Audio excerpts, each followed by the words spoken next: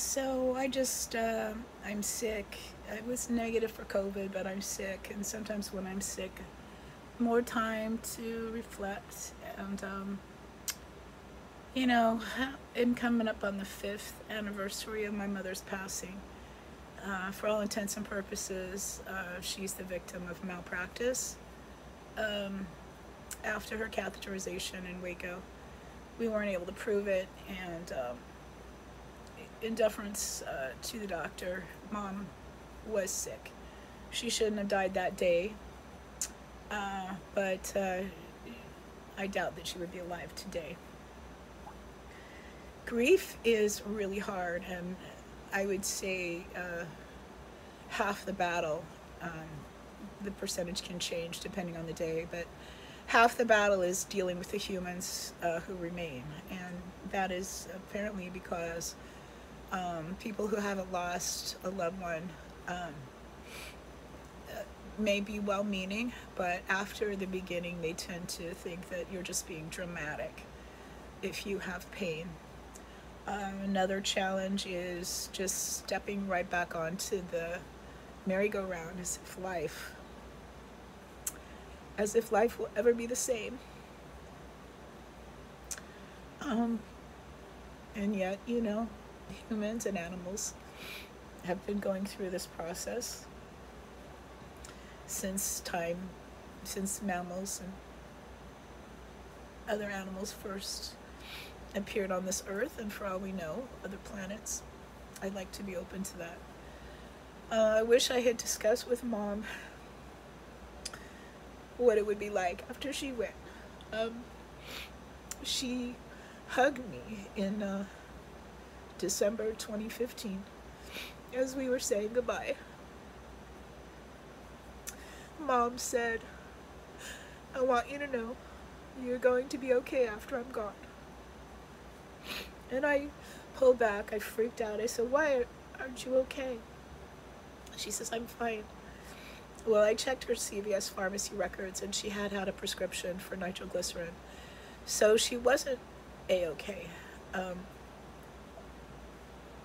And I knew instinctively that there was a reason why she was saying that, because she, maybe felt that she didn't know how long she had. And I even felt that when she booked our little trip to San Francisco for Christmas 2015, which was wonderful, just apart from one screaming match, that maybe something was wrong. The purpose of this video is to say that grief doesn't go away. And I have been very lonely in my grief.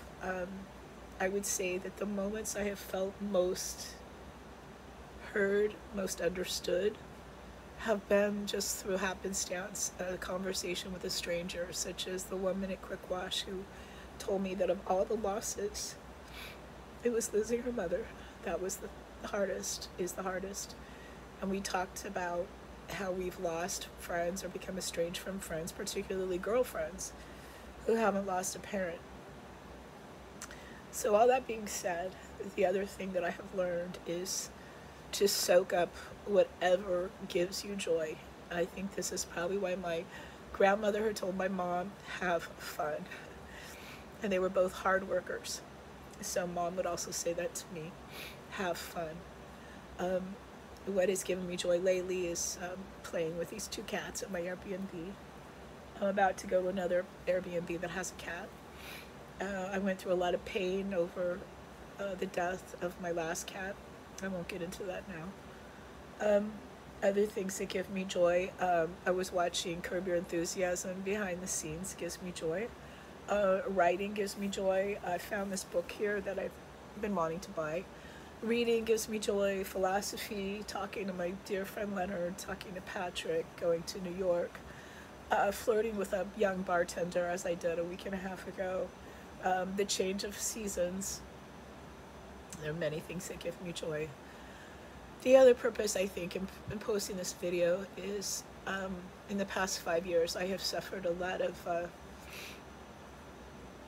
ups and downs, shall we say. I had many opportunities slip through my fingers had Mom not died, I can tick off any one of 5 different scenarios that might have worked out for me. Maybe I would be a reporter in Dubai, which I had to leave on. Maybe I'd be a reporter in Minnesota. Maybe I would be a adjunct professor in Westchester County.